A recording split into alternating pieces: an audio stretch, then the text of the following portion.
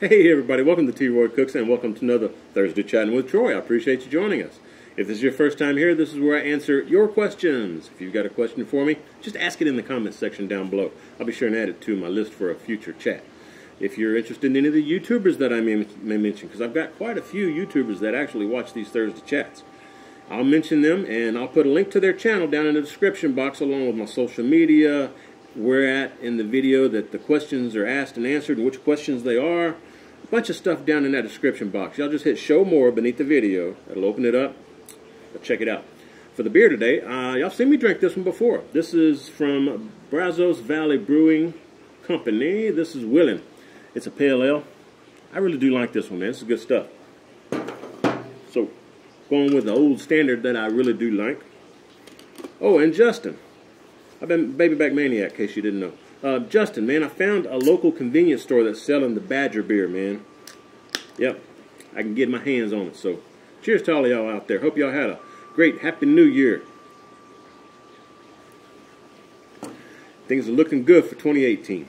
Hope it's looking good on your end as well. But let's get to some questions here. First question is from Kyle Crouch. How you doing, Kyle?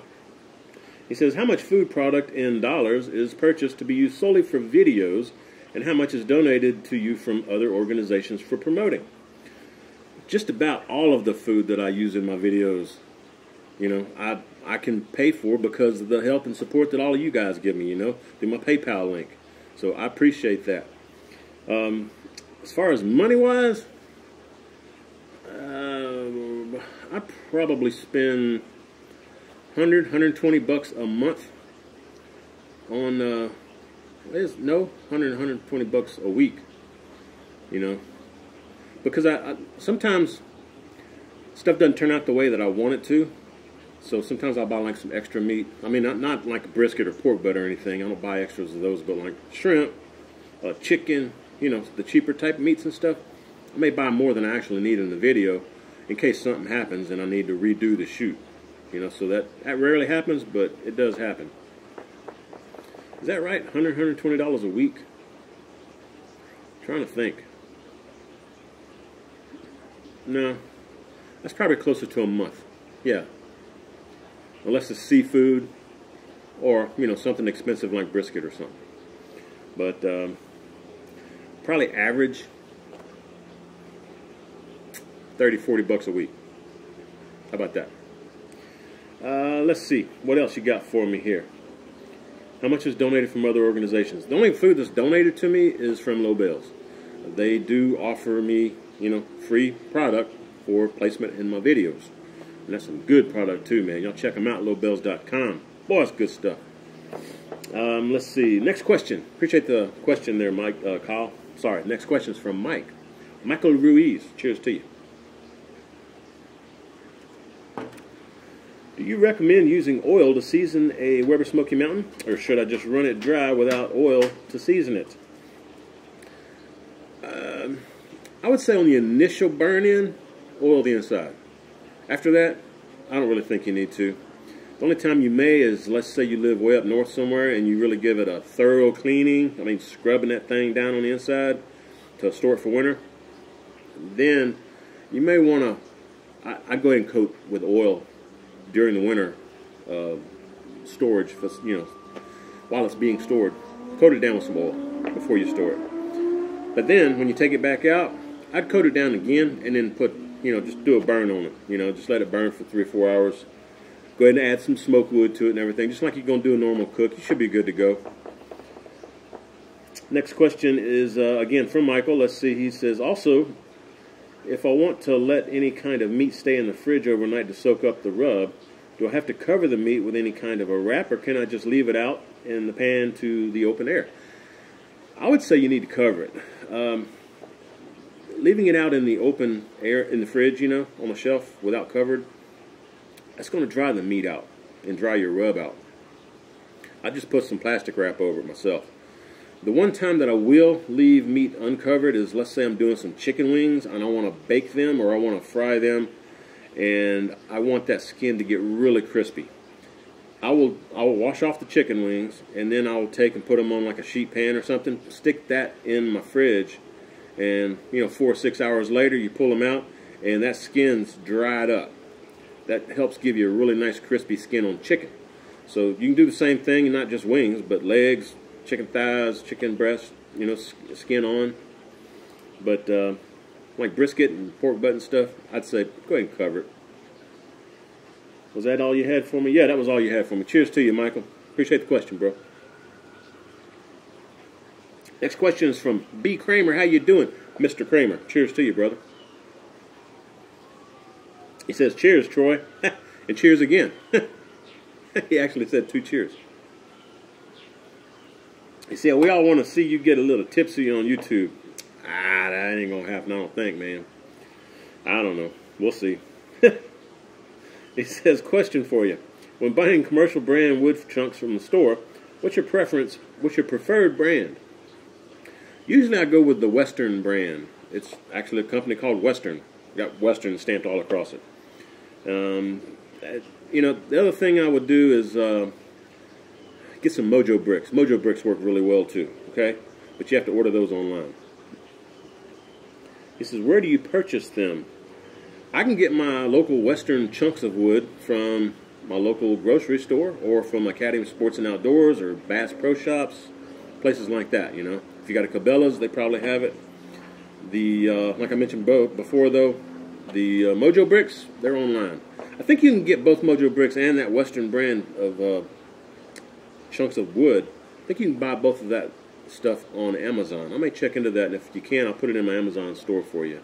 Which I got a link down below. Y'all click Show More to get to my Amazon store link down there. I'm still kind of out of sorts with not having filmed a video for a couple of weeks while I was on vacation. So y'all please bear with me. I'll get back in the routine of doing these things, and I'll be more entertaining, I'm sure. Let's see. Next question is from Mr. Kramer. He says, I check my local hardware stores as well as on Amazon, looking for the best quality, best price, best options of species. Thanks, and cheers one more time. You crack me up, man. Hey, cheers again.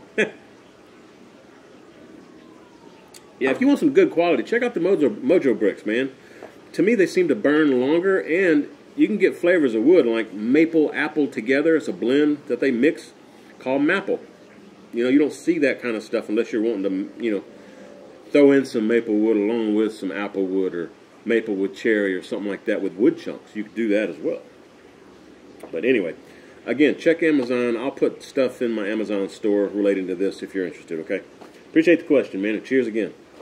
Next question is from John Hill. He says, I'm getting loaded Wichita this spring. John, hey, man, welcome to the Yoder family. So you're going to love it, man. You're going to love it. I need to fire mine back up.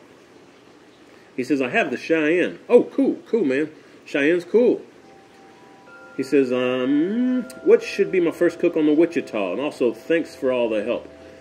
Man, that Wichita's going to cook anything you put on it. So whatever your preference is, me personally, I go with probably like a 4 to 6 hour cook. So I would probably do some chicken, maybe some leg quarters, or some ribs, either beef or pork ribs. Be good stuff. But when you first get it, you know, well, you said you got the Cheyenne. I was fixing to say if you haven't used a stick burner before, you may prefer to do a long cook like a pork butt or a brisket to kind of learn the pit, you know, because sometimes it'll take more than a few cooks to learn your pit. But anyway, good luck with the Wichita. I love mine. Hope you love yours too. If you like your Cheyenne, you're going to be good, man. You're going to be good. He also says, thanks to you, I might be smoking meat for our Christmas party next year. Cheers, brother, and thanks again. Cheers. Well, y'all saying a lot of cheers. Cheers and cheers. Appreciate it, John. Next question is from Nathan Christian. How you doing, Nathan? Cheers to you. Nathan says, hey, T-Roy. This is Nate from Bellevue, Washington. Cheers to you. Cheers, man. He says, enjoying all your videos and going to start up a channel myself real soon. Question for you. I have an older Weber Kettle 22-inch that has the older style vents on the bottom. There are 3 separate adjustments on the bottom of the kettle similar to like on the lid with the 3 holes covered by a rotating disc. Oh, cool. I've never seen one of those, man. He says, which do you prefer, this older vent system or the newer one with the one-touch design, and why? Trying to decide if it's worth buying a new style kettle or not. Looking forward to the future cooks. I appreciate that, Nathan. Man, if that old kettle is working for you, I don't see any reason to go out and just buy a new one just to have a little bit easier time adjusting the vents on the bottom, the intake. But if you just, a guy can never have too many toys. So if you just want something new to play with, get your new one, man. I like it. I haven't actually cooked on one of the old style ones before, but my brother has, and he never had any issues with it. I mean, Weber kettles are wonderful cookers, man. However they have the vent system. But I like the one touch myself, just personal. But having said that, I've never cooked on the old style. So it just depends on really if you want to get a new cooker or not. And if your old one's working fine, I don't see a reason to. Hope that helps anyway, If any of you have any pointers for Nathan out there, y'all go ahead and chime in down below. And that's for any of these questions. If you have something else to add on top of what I've already stated, like for the wood question, previous question from John Hill, if you've got some preferences on what you like as far as brands go and where you get your wood chunks from, chime in. Go ahead and let John Hill know. Plus John space Hill, Hill. Anyway, you're welcome to chime in on this. We're a community, okay? We all chit-chat amongst each other. If you read through my comments, you'll see a bunch of you guys are answering questions before I can even get in there and answer them. So I appreciate it. Thank you very much. That's what communities do. Oh, we got a YouTuber here. Next question is from the YouTube channel The Holler BBQ. Y'all go check him out. Link is below. He says, I like these chats, Troy. Here's a question for you. What's your plan for the channel in 2018? Anything you're going to do different? Not really anything different, man. I mean, why fix something that ain't broke? That's the way I look at it. I may add some extra stuff, like maybe try to get some different YouTubers in here to do these chats with me for special guests, So I've got plans in the works for that, okay? Plus, we need to see if we can get James from Aim 'em and Claim 'em Smokers and Justin from Baby Back Maniac to actually get through that threshold of doing 5 Thursday chats with me. See which one of them is going to be up there, number 5 first. 5 Timers Club, right? Anyway, James is supposed to come see me this week, man. He may be here while y'all watching this video. But hopefully we can get hooked up this week, man. If we hadn't already. Call me, James. My brother James out there. Next question. That's another YouTuber, Red Banks. Y'all go check him out, man. He's got some other stuff, but he does have a few cooking videos on his channel. I think he's got some soccer or something on there, if I remember right. Anyway, Red Banks. Appreciate the question. Let's see what you got for me, buddy. It says, cheers and happy New Year's to you, brother. Hey, cheers to you. Thanks for all the inspiration you give, the advice to spread to all, and I wish you all the best of health in the new year. Thank you. Thank you very much. And, yeah, everything's doing fantastic.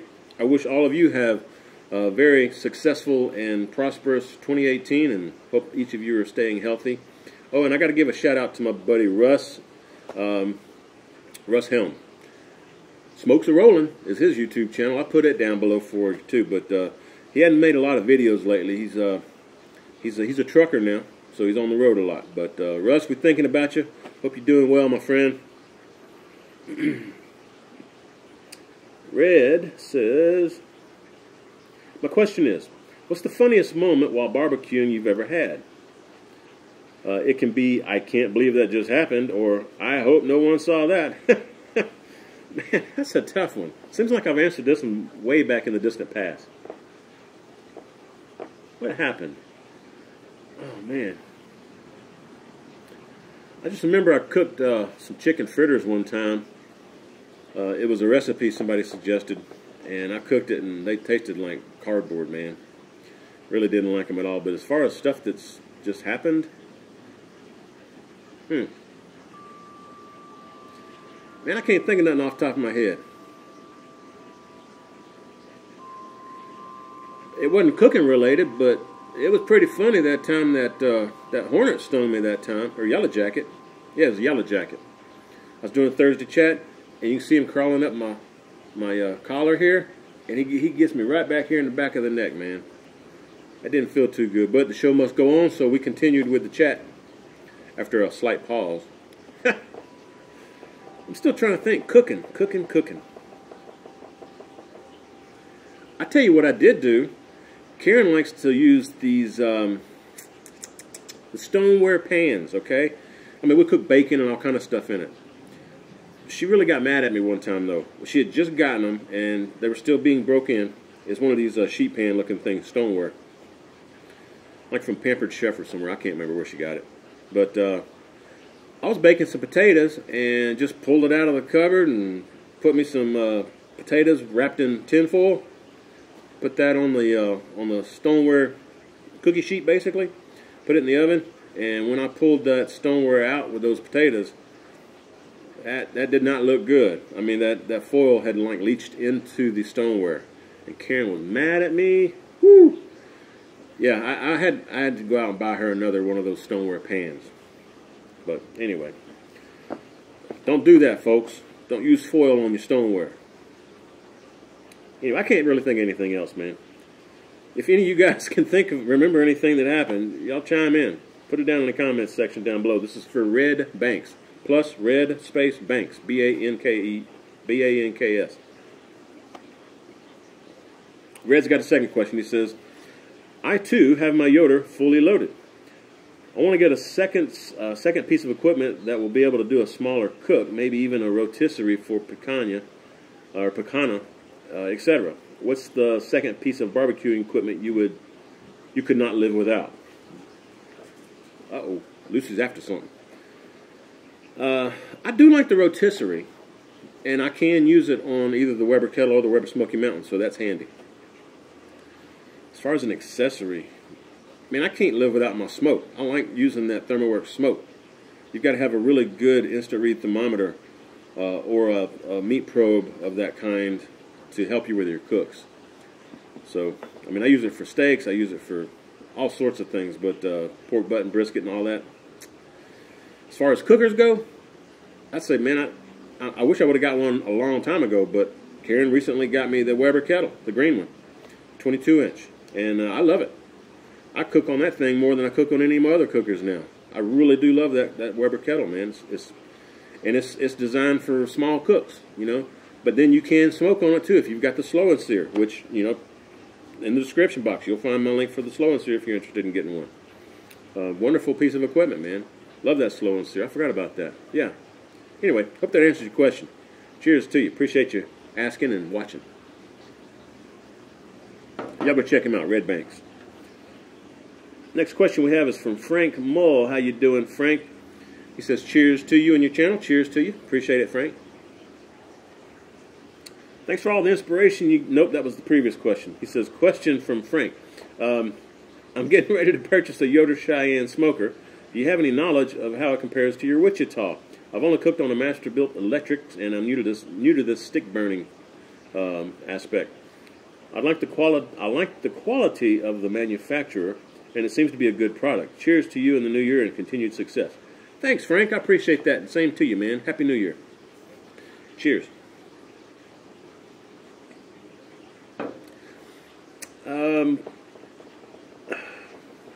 Let's see. He's getting ready to purchase the Cheyenne. The Cheyenne's going to cook exactly like my Wichita. The Wichita is just a larger version, but the actual design of it is still the same. You won't be able to fit quite as much meat on the Cheyenne. The Cheyenne's more for like, let's say, a cook for 4 to 6 people, you know. Whereas the Wichita, I can probably do a cook for 20 people easily. I don't know. You may be able to do a cook for like 8 people on the Cheyenne. I've never cooked on one, but the people that I know that have a Cheyenne love it. They absolutely love it, man. But you know, learning a stick burner, every pit's different. Just watch some of my videos or watch some of the other guys that do have the Cheyenne out there on YouTube that are doing videos and see what they do. But I think you're going to love it. I really think you're going to love the flavor of the meat that you pull off of that Cheyenne, buddy. I'm telling you, man. That's primo right there. That's some good stuff. And once you get that carbon buildup on the inside of that pit, you can walk by it, and it's going to smell like you done walked into a smokehouse, man. I love that. I love that. Absolutely love it. But appreciate the question, Frank. Cheers to you, my friend.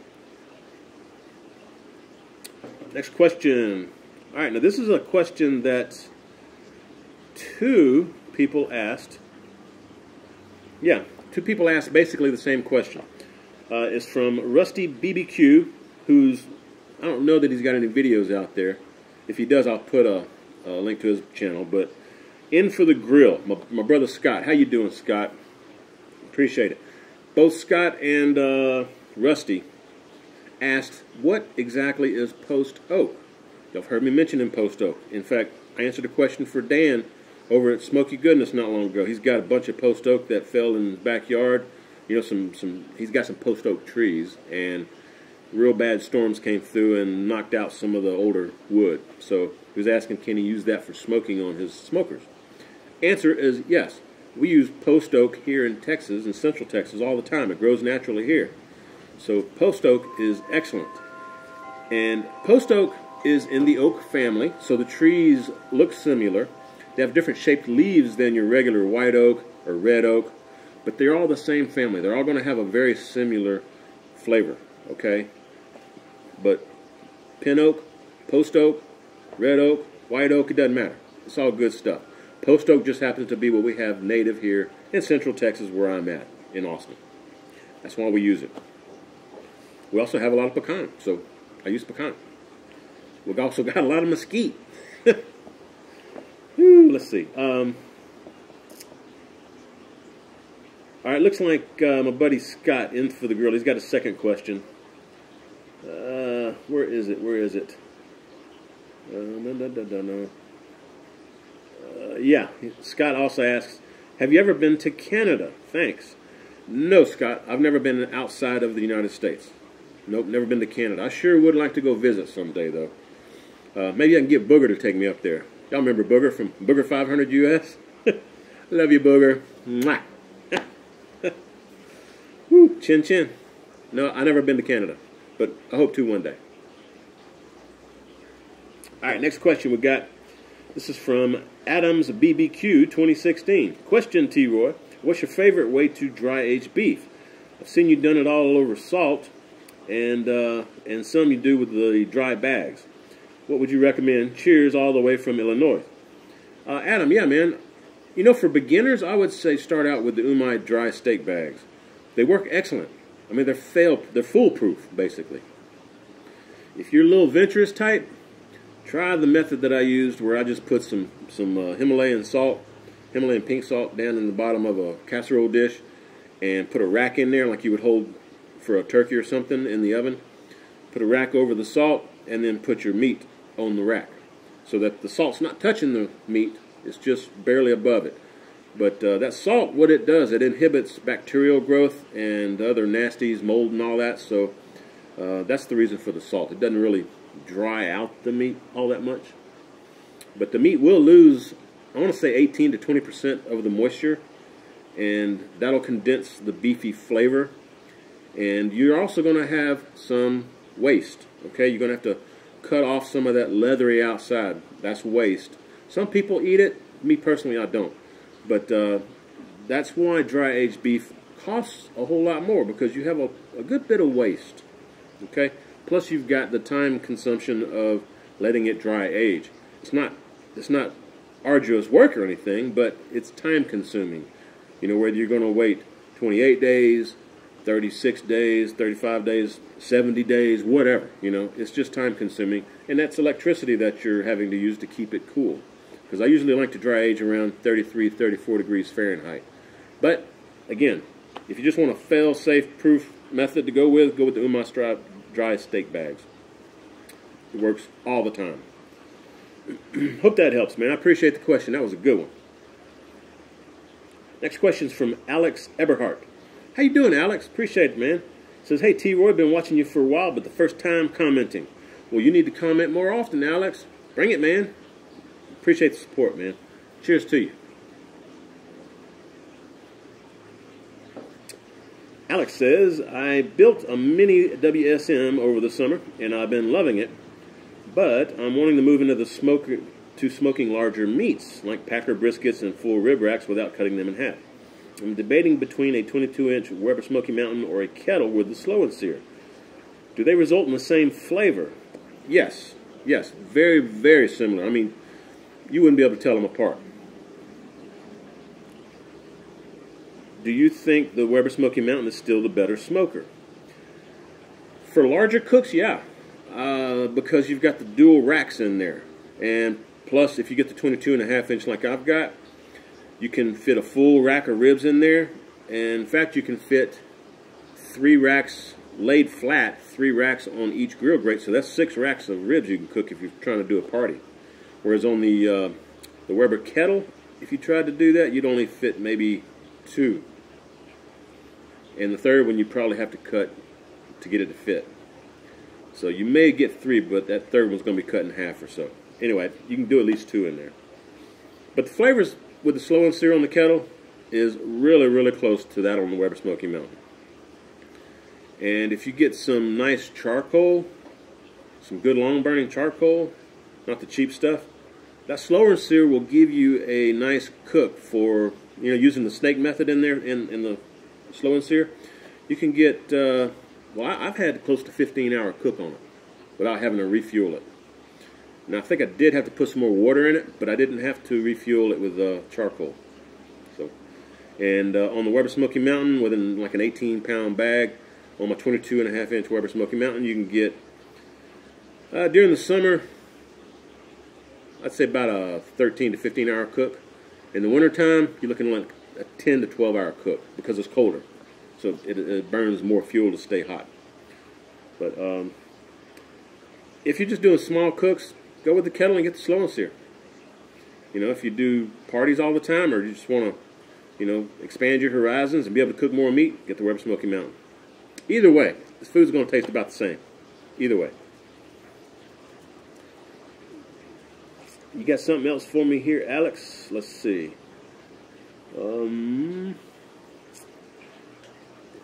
Oh, he says it's just me and my fiance most of the time. So if I need to grill something, I use the Smoky Joe, the basis for the mini Weber Smoky Mountain, he says. Or he can use his gas grill. So he doesn't think the kettle would see a lot of grill time. Thanks, love. Love watching what you do. I appreciate that, Alex. Thanks again, man. Seriously, if it's just you and the fiance, the Weber Kettle will do you fine. You're not going to get that much different of flavor. In fact, if you cook the same meat on both the Weber Smoky Mountain and the Weber Kettle using the slow and sear, and then do a blind taste test, I don't know that you're going to be able to tell the difference in the flavor. They're that close, okay? So it kind of depends on what you want to have sitting on your back deck or your back porch. I will say the kettle is probably easier to clean, so you got that going for you. But just small cooks, I'd say the kettle's more versatile. My own opinion. Flavor's going to be the same either way. Cheers to you. Appreciate the question, Alex. And thanks for the support. Next question's from Tim Dolan. How you doing, Tim? He says, greetings, T-Roy. Hope this new year is prosperous for you and the family. Hey, thank you. Thank you very much. And same to you, Tim. Hope you and your family do very well this 2018. He says, if you could only own one piece of cast iron cookware, what would it be and why? Now, that's a good question. That is a good question. I would say, if I could only have one, I'd say a Dutch oven. If I could have two, I'd say a cast iron skillet, like the number 8 or number 10 skillet, and the Dutch oven. I love both. I use both quite often, but I probably use the Dutch oven more. So that'd be my choice. And he's got something else here. He says, P.S. Your backyard landscaping rocks, especially the swimming pool, do you cover and winterize it for winter, or is Austin warm enough for you to leave it going year-round? Cheers. I just leave it going year-round. We don't winterize anything here. The only time I may do something is when it gets below freezing. I may run out and put some sheets or some blankets on my plants, like I got a lime tree and a what's the other one I got? Like a mandarin tree, I think.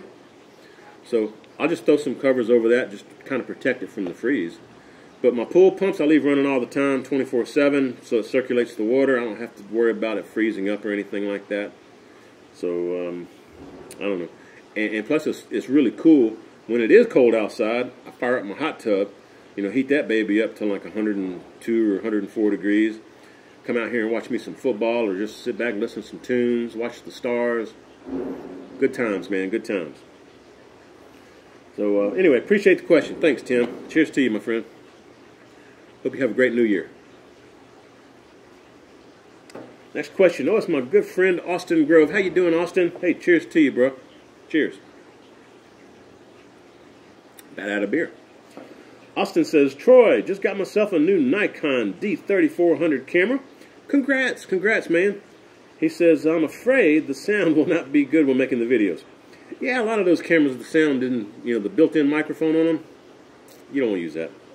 He says, what would be your suggestion for something under $500 to improve the audio quality for my videos? Thanks, and have a good new year. Cheers. That kind of depends on what kind of connections you have on your camera. I'm not familiar with the D3400. If you've got XLR mic cameras connections on it, then I would say definitely go with an XLR mic.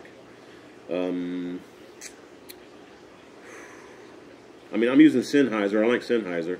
But there's like, I want to say Audio Technica makes a pretty good one. I want to say it's like in the $400 range. Yeah, I can't think of the name of it off the top of my head.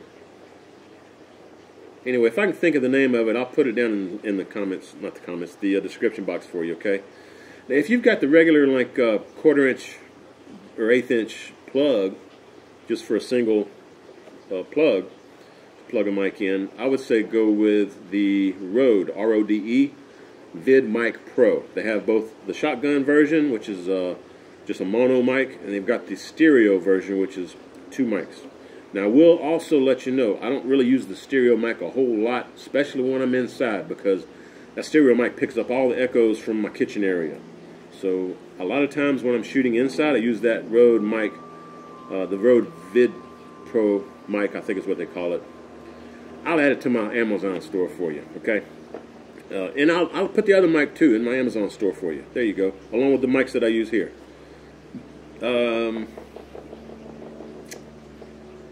Where was I going? Oh, the Vid Pro mics from Rode, R-O-D-E. They really work well. They're like $140, $50, I think. That's what I paid. Now the stereo one's probably closer to $300, but the regular shotgun mic, it may be $180 now. I don't know. It's been probably 4 years since I bought mine. But they both work very, very well. But if you've got XLR connections, definitely get you an XLR mic. They work a whole lot better. And you need to figure out, too, if you get XLR mics, figure out if your camera has phantom power or not. If it doesn't, you're going to need to get a mic that has a built-in battery that can provide the phantom power it needs, or get a mic that's not phantom powered. So, just giving you a heads up. Anyway, cheers to you, Austin. Appreciate the question. That was a good one, man. You got my mind thinking over here. Folks, again, hope all y'all have a wonderful 2018. Happy New Year to all of you. Y'all stay safe out there. If you're interested in any cooking and you didn't know I did cooking, come back Tuesday. I do cooking videos on Tuesdays. And if you want to just hang out for these chats, that's fine too. We'll see y'all next Thursday, folks. Cheers to all of y'all. If y'all like this, y'all give me some thumbs up. Hope you share the video. And when you do, please tell all your friends that T-Roy cooks responsibly. Cheers, everybody.